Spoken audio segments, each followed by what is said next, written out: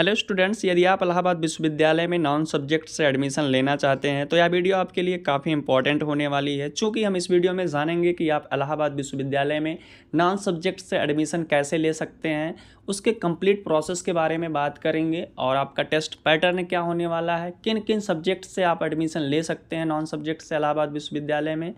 तो आप लोग वीडियो को बिना स्किप किए हुए शुरू से लेकर के अंत तक देखिएगा, ताकि हर एक चीज़ आपको स्टेप बाय स्टेप समझ में आए। और जो भी साथी चैनल पे पहली बार विजिट कर रहे हैं, चैनल को सब्सक्राइब कर लेंगे तथा बेल आइकन को प्रेस करके ऑन रख लेंगे, ताकि इसी प्रकार आपको इलाहाबाद विश्वविद्यालय से रिलेटेड महत्वपूर्ण आगामी अपडेट आप तक हम सही समय पे पहुंचा सकें। तो सबसे पहले हम बात करेंगे कि नॉन सब्जेक्ट्स होता क्या है। जैसे कि आपने बीए, बीएससी या बीकॉम किया है, ठीक है, और आपकी इच्छा एमए करने की हुई किसी अन्य सब्जेक्ट से, तो आप इलाहाबाद विश्वविद्यालय में कुछ सब्जेक्ट से कर सकते हैं।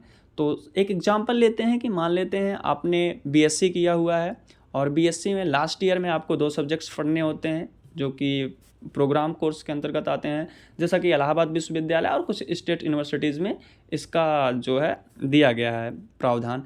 तो आपको जो फाइनल ईयर में 2 सब्जेक्ट्स रहेंगे, उसी से आपको एंट्रेंस टेस्ट देना होगा और उसी के बेसिस पे आपका एडमिशन होगा, ठीक है। तो 2 सब्जेक्ट्स जो रहेंगे, मान लेते हैं आपने बीएससी किया है फिजिक्स और केमिस्ट्री से, ठीक, तो आपको एमएससी का एंट्रेंस देना होगा फिजिक्स और केमिस्ट्री से। उन्हीं दोनों सब्जेक्ट्स का आप एवरेज मार्क्स निकाल करके आपका कट ऑफ बनेगा, तब आप एमए में एडमिशन ले सकते हैं। मान लेते हैं आप हिंदी से लेना चाहते हैं, तो आपका फिजिक्स और केमिस्ट्री का एवरेज मार्क्स निकाल करके तो आपका फाइनल कट ऑफ जो बनेगा फिजिक्स और केमिस्ट्री के एवरेज मार्क्स का बनेगा, तो आप एडमिशन एमए में ले सकते हैं। इसी प्रकार आपको बीकॉम वाले स्टूडेंट्स जो रहेंगे वो एमकॉम का एंट्रेंस एग्ज़ाम देंगे। एग्ज़ाम देने के बाद आपका जो मेरिट बनेगा एवरेज मार्क्स दोनों सब्जेक्ट्स का, उसी का कैलकुलेट किया जाएगा, फिर आप एमए में एडमिशन ले सकते हैं। तो उम्मीद करते हैं आपको ये नॉन सब्जेक्ट्स का क्राइटेरिया समझ में आ गया होगा कि नॉन सब्जेक्ट्स क्या होता है। बाकी बीए वाले जो होते हैं, उन्होंने जो लास्ट ईयर में 2 सब्जेक्ट्स रखा है उससे एग्ज़ाम देना होता है, वो भी इसी प्रकार से अपना एडमिशन ले सकते हैं।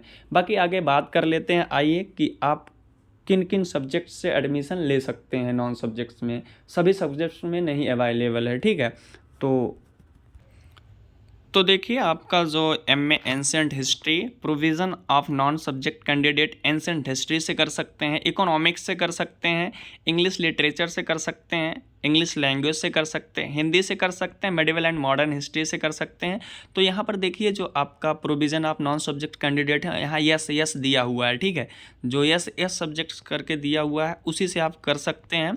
और फिलॉसफी से भी कर सकते हैं, पॉलिटिकल साइंस से कर सकते हैं, सोशियोलॉजी से भी कर सकते हैं।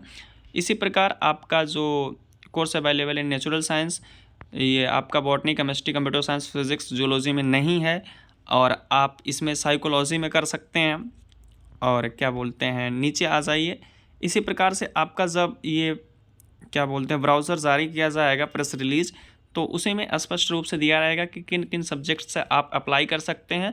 तो वहाँ आपको चूज करना होता है नॉन सब्जेक्ट्स के लिए, टिक दिया रहता है, वहाँ पर आप चूज करेंगे। फॉर्म अप्लाई करते समय दिया रहेगा कॉलम, वहाँ से आपको टिक करना होगा। बाकी अब बात कर लेते हैं यहाँ पर आपका जो है क्राइटेरिया का। जैसे कि हमने बताया कि आपको जो 2 सब्जेक्ट्स रहेंगे फाइनल ईयर के, उन्हीं दोनों सब्जेक्ट्स का आपको एग्ज़ाम देना होगा और वही स्टूडेंट्स एलिजिबल होंगे। तो उन्हीं का आपका जो एवरेज मार्क्स बनेगा, उसी के एवरेज मार्क्स पे आपका कट ऑफ बनेगा और फिर आपका एडमिशन होगा। तो यहाँ पर देखिए, आपका कट ऑफ जो है काफ़ी हाई जाता है, 170 180 नंबर नॉन सब्जेक्ट्स का जाता है। सबसे पहले आप सभी का जो सब्जेक्ट्स वाले होते हैं उनका एडमिशन हो जाता है, उसके बाद नॉन सब्जेक्ट्स का आता है, तो कट ऑफ इसका काफ़ी हाई जाता है। और बाकी जो आपका टेस्ट पैटर्न है, टेस्ट जो है आपका एमएससी के बेस्ड पर होगा। अगर बीएससी वाले स्टूडेंट्स हैं और बीकॉम वाले स्टूडेंट्स जो हैं, उनको एमकॉम का एंट्रेंस एग्ज़ाम देना होगा, तो उसी के बेसिस पे होगा। बाकी हमने सब्जेक्ट्स का जो सिलेबस वगैरह है बता रखा है वीडियोज़ में, चैनल आप ओपन करिएगा, वहाँ से जा कर के देख सकते हैं। तो उम्मीद करते हैं आपको ये पूरा क्राइटेरिया समझ में आ गया होगा यहाँ पर। और जो आपका जो गैप ईयर वगैरह होता है, उनका 1 साल का 5% डिडक्ट होता है, 2 साल का जो गैप ईयर होता है 10% डिडक्ट होता है। ओवरऑल आपका जो मार्क्स होता है उसका परसेंटेज निकालना होता है। और बाकी इसमें आपका नेगेटिव मार्किंग नहीं होता है, बिल्कुल भी कोई नेगेटिव मार्किंग नहीं होता है। बेफिक्र होकर के आप तुक्का भी लगा सकते हैं। यदि आपका तुक्का सही जाता है तो आप अपना किस्मत आजमा सकते हैं। तो उम्मीद करते हैं आपको सारी चीज़ें समझ में आई हैं। अगर नहीं समझ में आई होंगी तो आप कमेंट बॉक्स में मुझसे पूछ सकते हैं, नहीं तो इंस्टाग्राम और ट्विटर का लिंक जो है हमारे डिस्क्रिप्शन बॉक्स में दिया हुआ है, वहाँ से मुझे फॉलो करके अपने क्वारीज पूछ सकते हैं।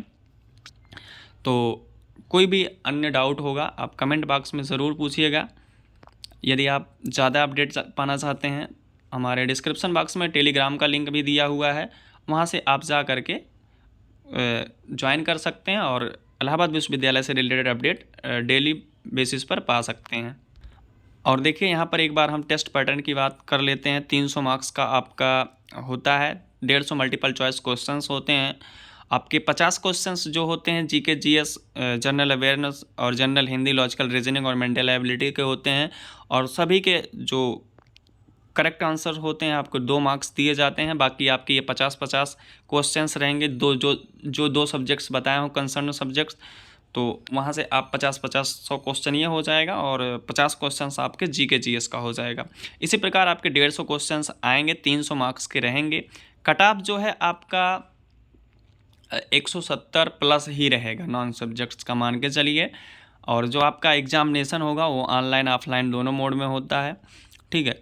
यहाँ पर लिस्ट 5 के अंतर्गत जो कोर्स आते हैं उनका ऑनलाइन मोड में होगा, बाकी आपका जो है ऑफलाइन मोड में होंगे, ठीक है। तो उम्मीद करते हैं आपको समझ में आ गया होगा। आप अपने दोस्तों तक भी वीडियो को शेयर करिएगा तथा चैनल को उनसे भी बोलिएगा सब्सक्राइब कर लेंगे, ताकि इलाहाबाद विश्वविद्यालय से रिलेटेड अपडेट आपको हम सही समय पर पहुँचा सकें।